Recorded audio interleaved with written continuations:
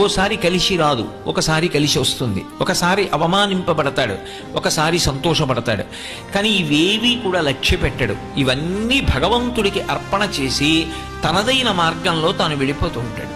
అందుకే ఆయన ఎక్కడున్నాడో అక్కడ శాంతి, ఆయన చుట్టూ ఎవరున్నారో వారికి శాంతి, వారు ఎక్కడ కూర్చున్నారో ఆ ప్రదేశము శాంతియుతంగా ఉంటుంది.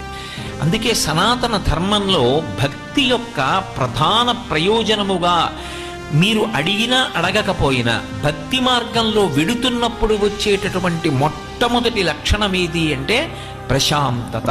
అందుకే మీరు చూడండి, మీరు ఏది ఈశ్వర సంబంధమైన కార్యం చెయ్యండి, ఒక్క విషయాన్నే అడుగుతారు, ఓం శాంతి శాంతి శాంతి, దీని చేత శాంతి కలుగుగాక.